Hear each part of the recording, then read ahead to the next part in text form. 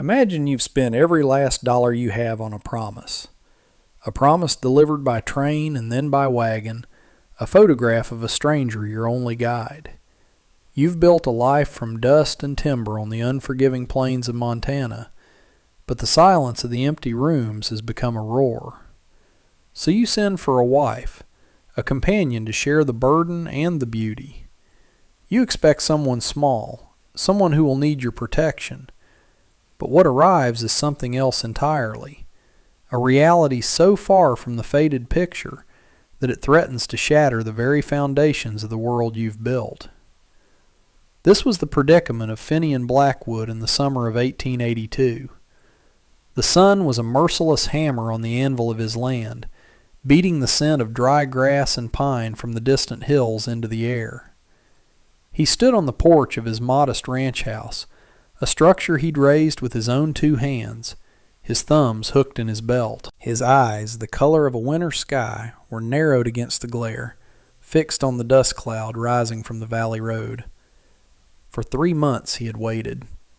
3 months since he'd posted the letter and the money order to a matrimonial agency in Chicago, enclosing a stoic, unsmiling tintype of himself. The agency had sent back a photograph of a Miss Annalise Finch, a woman with large, serious eyes and a demure smile, her hair pinned in a neat bun. The letter described her as of good character and sturdy stock. Finian had interpreted sturdy as capable, not substantial. The wagon, a simple buckboard driven by a local man named Jeb, finally crested the last rise. Finian's heart, a tight, knotted thing since the war, gave a single hard thump against his ribs. He saw the flash of a dark purple dress, a color too rich and regal for this dusty landscape. As Jeb pulled the weary horses to a halt, the woman in the wagon shifted, preparing to descend. The buckboard groaned in protest. Finian's jaw tightened. This was not the woman from the photograph. Or rather, it was, but the photograph had been a liar, capturing only her face and shoulders. The woman who now stood and carefully navigated her way to the ground was tall, broad-shouldered, and possessed a fullness of figure that seemed to command the very space she occupied. Her hair was a rich chestnut, escaping its pins in the heat, and her face, though flushed from the journey, held the same serious eyes from the picture. She was not delicate. She was magnificent, like a mountain, and Finian's cabin was built for a sapling. She smoothed the front of her dusty purple dress and looked at him, her gaze direct and unflinching. He saw a flicker of her own appraisal, her own disappointment perhaps, as she took in his weathered face, the scar that cut through his left eyebrow, the unyielding set of his mouth. He was a man carved from hardship, and it showed. He forgot every polite greeting he'd rehearsed. The silence stretched, filled only by the buzzing of flies and the tired sigh of the horses.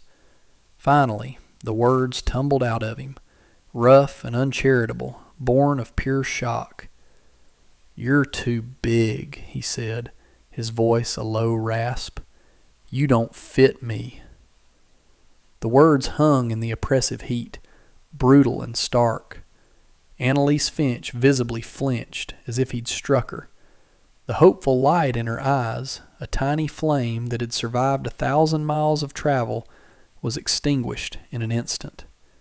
Her shoulders, which had been held with such proud bearing, slumped for a fraction of a second before she forced them straight again. A deep, painful blush stained her cheeks, a stark contrast to the dust that powdered her skin. Jeb, the wagon driver, shifted his weight uncomfortably, suddenly finding the reins in his hands intensely fascinating. He cleared his throat, a dry, rattling sound. "Well, Mr. Blackwood," he mumbled, "here she is, just as promised." He was already untying her single large trunk from the back, eager to be done with the transaction and away from the suffocating tension. Annalise did not cry. She did not raise her voice. Instead, a chilling composure settled over her features, a mask of dignity forged in some past fire Finian could not comprehend. She lifted her chin, her gaze meeting his, and this time there was no hope in it, only a cold, hard resolve. "The advertisement did not specify dimensions, Mr. Blackwood," she said, her voice even and clear, carrying the clipped cadence of a more educated place. "It spoke of a partner, a helpmeet. I was not aware I was to be measured and fitted like a doorframe." Her words were a direct hit, and Finian had the grace to feel a sliver of shame. He had been crude. He was a man who valued directness, but he knew the difference between honesty and cruelty. He had crossed that line, but the shock remained, a solid lump in his throat. His cabin was a one-room affair, the bed frame he'd built sized for one, perhaps a slender second. The entire life he had envisioned, the quiet partnership, had been predicated on a woman who would fit into the small spaces he had created. Jeb lowered the heavy trunk to the ground with a thud, raising a puff of ochre dust. "That'll be all, then," he said, tipping his hat to Annalise, but avoiding Finian's gaze. "Good day to you, ma'am." "Sir?" He climbed back onto the wagon seat, clucked to his horses, and with a creak of wood and leather rumbled away, leaving them utterly alone in the vast, silent landscape. The dust he kicked up seemed to erect a wall between them and the rest of the world.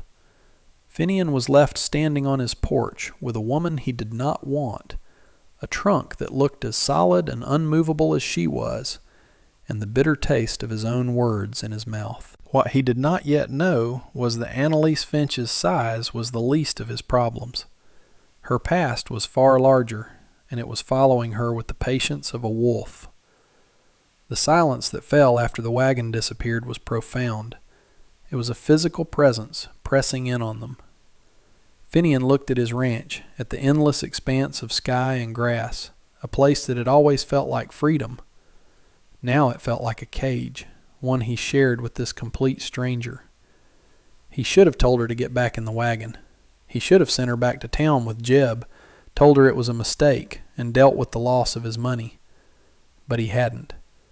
Some stubborn, perhaps foolish piece of him, a remnant of an officer's honor from a lifetime ago, had kept him silent. The deal was made. She had traveled all this way. He couldn't just leave her on the road. "You can have the cabin for the night," he finally ground out, not looking at her. "I'll sleep in the barn. In the morning we'll ride to town and see about getting you passage back east." He turned to go inside, considering the matter closed. "No." The single word stopped him cold. He turned back slowly. Annalise had not moved. Her hands were clasped in front of her, her spine ramrod straight. "I will not be sent back like a faulty piece of mail, Mr. Blackwood. I have no home to return to. I spent my last dollar on the train ticket to meet the wagon. My passage here was part of our contract, which you have accepted. A contract is a contract." Her logic was infuriatingly sound. He had paid the agency. They had sent her. She had upheld her end of the bargain.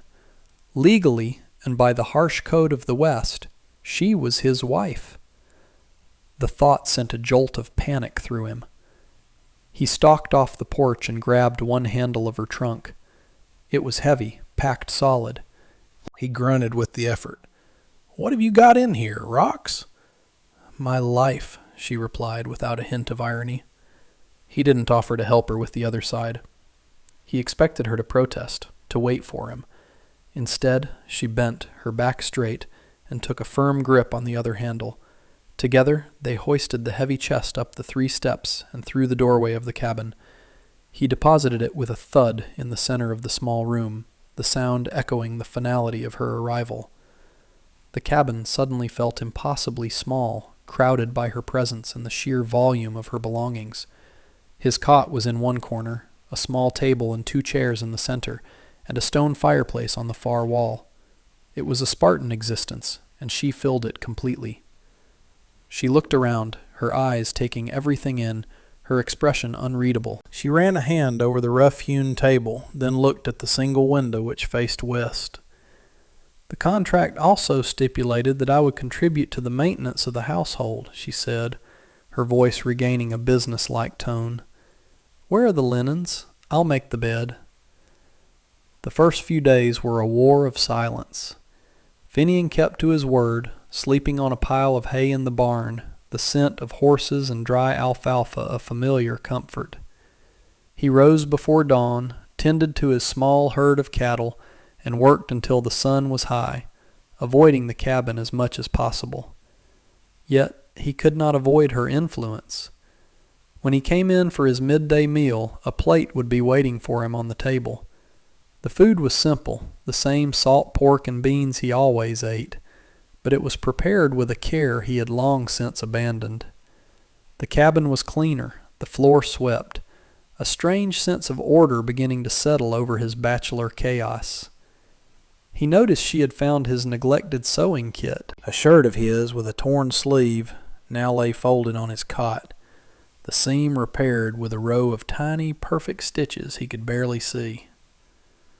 It was a quiet, relentless campaign of competence. She did not try to fill the silence with chatter. She seemed to understand that words were not his currency. Instead, she worked. She hauled water from the well, her arms surprisingly strong. She started a small vegetable garden near the porch, turning the hard, dry soil with a shovel until her hands were blistered. He watched her from a distance, a confusing mixture of resentment and grudging respect churning in his gut. She was not the helpless, delicate creature he had imagined, the woman who would need him. Annalise Finch, it was becoming clear, needed very little from anyone. One evening, a storm rolled in from the mountains, a violent squall of wind and rain that rattled the very bones of the cabin. He was forced to stay inside, nursing a cup of coffee by the fire while she sat at the table, reading a small, worn book by the light of a kerosene lamp. The tension was a living thing between them. It was in that moment that a low, guttural growl echoed from outside, followed by the panicked bleating of the goat he kept for milk. Before Finian could even rise, Annalise was on her feet. "A wolf," she whispered, her eyes wide, not with fear, but with sharp, focused alarm. He grabbed the Winchester from its rack above the door. "Stay inside," he ordered, his voice a low growl. He stepped out onto the porch, the rain lashing his face. The wolf, a large gray male, had cornered the goat against the fence of its pen. It was a big animal, gaunt and desperate. He raised the rifle, taking aim in the dim, stormy light. But as he did, another sound cut through the wind, a sharp, rhythmic banging. He glanced back at the cabin. Annalise stood in the doorway, a cast-iron pot in one hand and a heavy ladle in the other, banging them together with all her might. The metallic clang was deafening, unnatural. The wolf, startled by the noise, abandoned its prey, its ears flattened. It gave a frustrated snarl, its yellow eyes flashing in the lamplight, and then melted back into the stormy darkness. Finian lowered the rifle, stunned. He had been ready for violence, for blood. She had solved the problem with noise and a kitchen pot. He turned and looked at her, rain dripping from his hat. She stood there, her face pale but resolute, the ladle still held aloft like a weapon. In that moment, he saw not her size, but her strength. The quiet before what came next was the longest silence of their lives. The incident with the wolf shifted something between them. The silence in the cabin became less of a battle and more of a truce. He started talking to her. Not much, just small things. He told her which of the cows was expecting a calf, how to spot a rattlesnake in the tall grass. In return, she told him about the book she was reading, a collection of poems, and how the soil in her garden needed more nutrients. They were like two circling planets, slowly finding a shared orbit. He still slept in the barn, but he began to see the cabin as less of a prison. One night, he was woken by a scream from his own throat.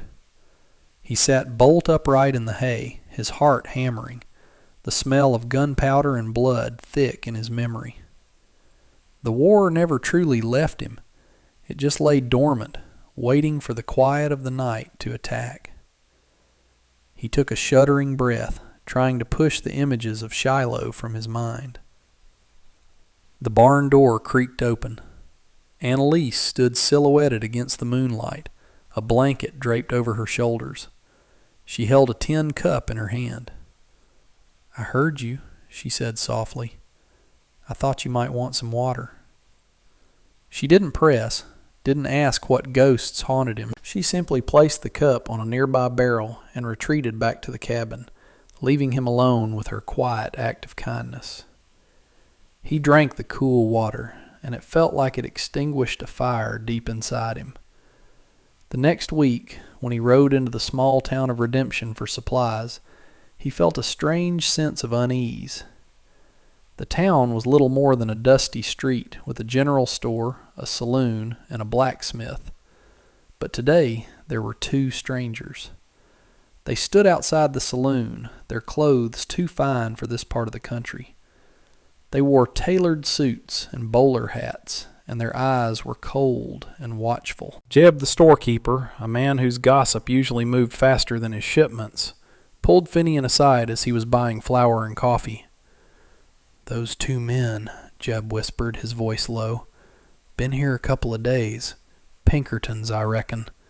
They're asking questions. Asking about a woman, a large woman with chestnut hair, who might have passed through here recently." A cold dread settled in Finian's stomach. It wasn't about him. It was about her. He paid for his supplies, his mind racing. He loaded the sacks onto his mule, his movements tense and efficient. The ride back to the ranch was a hard one, the dust kicked up by his horse's hooves seeming to choke him. He found Annalise by the creek, washing clothes. He dismounted and strode towards her, his face a grim mask. "Who are you, Annalise?" he demanded, his voice harsher than he intended. "Who is looking for you?" She froze, her hands still in the water. She straightened up slowly, her face pale. The fear in her eyes was real, and it was deep. It was the fear of a hunted animal. "I had hoped," she whispered, her voice trembling slightly, "that I had traveled far enough." She finally told him everything. They sat at the small table in the cabin as the sun bled across the western sky, painting the room in hues of orange and red. Her voice was low and steady, but her hands were clasped so tightly in her lap that her knuckles were white. Her name wasn't truly Annalise Finch. It was Annalise Davenport. She was the only child of a wealthy shipping merchant in Philadelphia. When her father died unexpectedly, his business partner, a cruel and powerful man named Baron Alistair Croft, had produced documents claiming her father had died in massive debt to him. The documents were forgeries, but Croft controlled the courts, the law. He had effectively seized the entire Davenport estate, leaving Annalise destitute. But it was worse than that. Croft hadn't just wanted the money. He had wanted her. He had a perverse obsession with collecting beautiful, unique things, and he saw Annalise, with her striking looks and formidable presence, as the ultimate prize. "He told me I belonged to him now," she said, her voice laced with revulsion, "that I was part of the estate he had acquired. He locked me in my own home, a prisoner." Before he died, her father had suspected Croft's treachery. He had compiled a set of ledgers, hidden away, that detailed every crime, every fraudulent transaction Croft had ever committed. Annalise had found them. That heavy trunk was not filled with dresses and books. It was filled with her father's meticulously kept records, the evidence that could destroy a very powerful man. She had escaped with the help of a loyal servant, using a new name and the last of her hidden money to flee as far west as she could. The mail-order bride advertisement had been an act of pure desperation, a way to disappear, to find a protector in a place so remote she prayed Croft's influence couldn't reach. Finian listened, his expression unreadable. He looked at the heavy trunk in the corner of the room. It was not just a piece of luggage. It was a powder keg. "So those men in town," he said, his voice a low rumble, "they work for him." Annalise nodded, a single tear finally tracing a path through the dust on her cheek. "He will never stop looking for me," she whispered. "Not just for the ledgers. It's his pride. He cannot stand that something he considers his property has escaped him." Finian stood up and walked to the door, looking out at the vast, empty land that stretched before them. He had wanted a simple life. He had wanted peace. But peace was not an option. The war he thought he had left behind had followed him. Only this time, it had come in a purple dress. He turned back to her, and the coldness in his eyes was gone, replaced by something harder, something fiercely protective. "Let 'em come," he said, his voice like stones grinding together. "This is my land. They are not welcome here." The decision would return to haunt them before the week was out. From that moment on, everything was different. The unspoken truce between them solidified into a true alliance. He was no longer her reluctant husband by contract. He was her sworn protector. He moved his bedroll back into the cabin, placing it on the floor near the door. "No sense in being caught sleeping in the barn if they come at night," was all he said, but they both understood the real meaning. He was placing himself between her and whatever was coming. The next morning, he took the Winchester down from the wall and led her out into the open field behind the cabin. He set up a few empty cans on a fence post. "You need to learn how to use this," he said, his tone all business. He stood behind her, showing her how to brace the stock against her shoulder, how to sight down the long barrel. His hands were rough and calloused as they adjusted her grip, but his touch was surprisingly gentle. She could feel the warmth of his body behind her, smell the faint scent of leather and dust that clung to him. It was the closest they had ever been, and the intimacy of the moment was a stark contrast to the deadly purpose of the lesson. "Breathe out slow," he murmured, his voice low in her ear. "Squeeze the trigger. Don't pull it." She followed his instructions. The rifle kicked hard against her shoulder, the noise a deafening crack in the morning quiet. The can on the far left flew off the post. A look of surprised pride flashed across her face. Finian allowed himself a small, rare smile. "Again," he said. They spent hours like that, the rhythm of the gunshots echoing through the valley. He was a patient teacher, and she was a quick study. He saw in her an immense well of untapped strength, a steadiness of nerve that many men he had fought beside had lacked. He was no longer just teaching her to survive. He was arming a partner. As the sun began to set, they cleaned the rifle together at the table, the smell of gun oil filling the small cabin. He found himself watching her hands as she worked, how they were both strong and graceful. He looked at her face, really looked at her, and saw not the woman who was too big, but the woman who had faced down a wolf with a ladle, who was now preparing to face down armed men for her freedom. The worst of it had not yet arrived, but for the first time, Finian Blackwood did not feel like he was facing it alone. They didn't have to wait long. 2 days later, as dawn broke, Finian saw them. 3 riders, sitting on their horses on the ridge overlooking his property. They were too far away to make out their faces, but he recognized the cut of their clothes. They were Croft's men. They made no move to attack. They just sat there, watching. It was a siege, a war of nerves. They wanted to intimidate them, to make them sweat, to force a mistake. Finian's jaw set into a hard line. He went back inside the cabin. Annalise was already awake, pouring coffee. She had seen them too. The fear was in her eyes, but it was overshadowed by a grim determination. "They're waiting," she said, her voice quiet. "I know," he replied. "We'll wait too." They spent the day preparing. It was a grim, methodical process. He boarded up the single window, leaving only a small slit to shoot through. He checked his ammunition, laying out the brass cartridges on the table. He filled every bucket and pot with water from the well, knowing it might be his last chance to do so safely. Annalise worked alongside him, her movements calm and efficient. She tore strips of cloth for bandages. She prepared food that wouldn't need cooking. They moved around each other in the confined space of the cabin, a silent, synchronized team.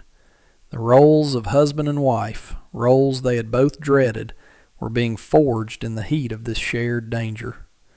As dusk fell, the riders disappeared from the ridge. A tense, waiting silence fell over the ranch. The crickets chirped, oblivious. A lone coyote howled in the distance. "They'll come after dark," Finian said, taking up a position near the boarded window. Annalise took the second rifle, the one she had been practicing with, and settled near the door. The lamp was extinguished, plunging the cabin into near total darkness, illuminated only by the faint starlight filtering through the cracks. They sat in the dark, waiting for the battle for Annalise's life, and now his, to begin. The attack came with a sudden, shocking violence. A bottle filled with kerosene shattered against the cabin wall, and flames erupted, licking at the dry timber. It was a tactic to draw them out. "Stay down!" Finian yelled as the first gunshot ripped through the night, splintering the wooden door. He returned fire through the slit in the window, the Winchester's report a deafening boom inside the cabin. Another shot came from a different angle.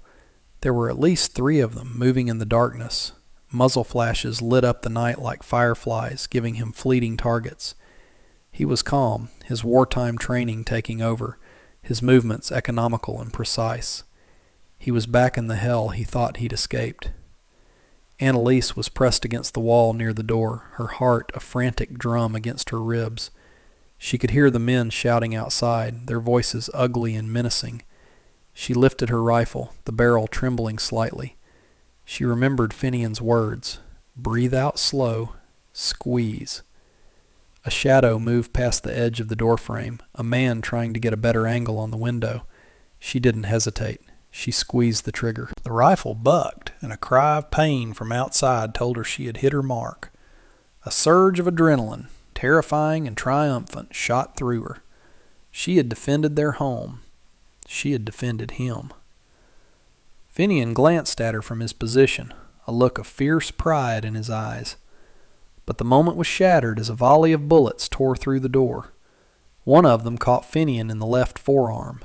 He cried out, a sharp intake of breath, and stumbled back, the rifle clattering to the floor. Blood, dark in the dim light, soaked his sleeve.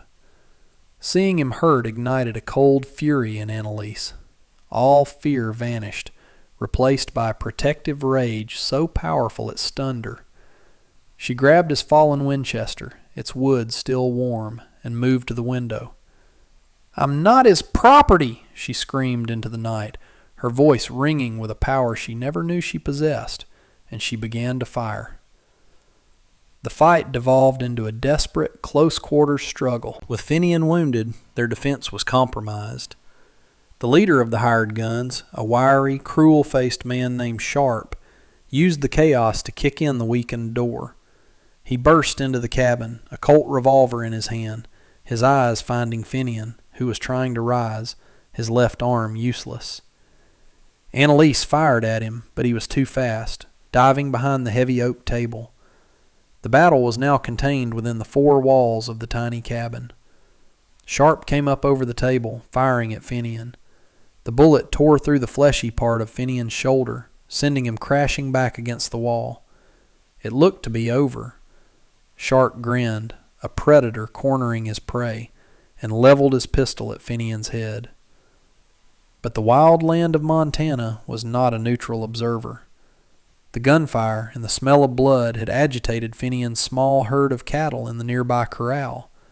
His bull, a massive, ill-tempered beast, had been ramming the fence in a panic for the last 10 minutes. With one final desperate heave, the thick timber posts splintered and broke.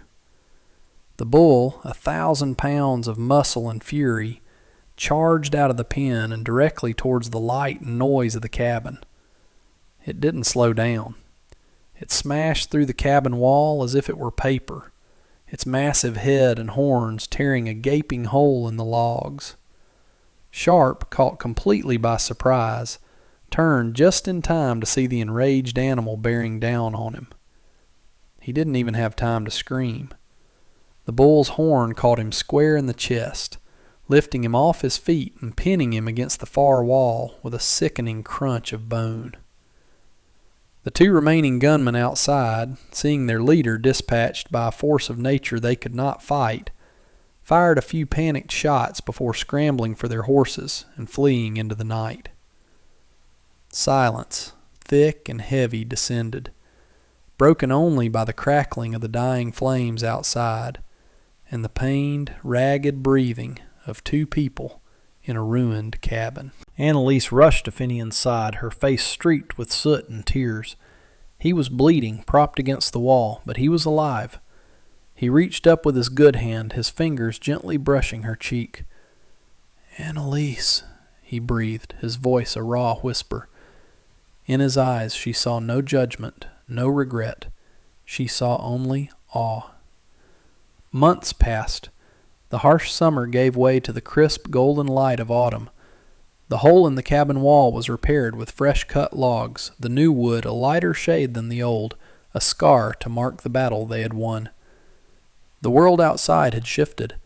Annalise, using Jeb as an intermediary, had sent her father's ledgers to a federal marshal in Helena. The news that trickled back was that Baron Alistair Croft's empire was crumbling under the weight of federal investigations. His reach would never extend this far west again. They were safe. The ranch was quiet once more, but it was a different kind of quiet. It was no longer the silence of loneliness, but the comfortable silence of partnership. They worked side by side, rebuilding not just the cabin, but a life. He taught her how to mend fences, and she taught him how to make bread that wasn't as hard as a rock. He found himself listening for the sound of her humming as she worked in her garden, a sound that had become the background music to his days. One evening, they stood on the porch, watching the sun set behind the mountains, painting the sky in brilliant strokes of purple and orange. Finian had healed, though the scars on his arm and shoulder would remain. He turned to her, his expression serious. "That man, Croft," he said, his voice a low rumble, "he looked at you and saw something to own. When I first saw you, I looked at you and saw something that didn't fit. We were both blind fools." He took her hand, his calloused fingers lacing through hers. "This place, my life, it was too small, too empty. I was the one who didn't fit. You," he said, his gaze holding hers, his winter sky eyes filled with a warmth she had never seen before. "You're the one who makes it all fit." Annalise's heart swelled. The cruelest words he had ever spoken to her had been transformed into the most beautiful. She had arrived as a mail-order bride, a desperate stranger. She had stayed as a warrior, a partner.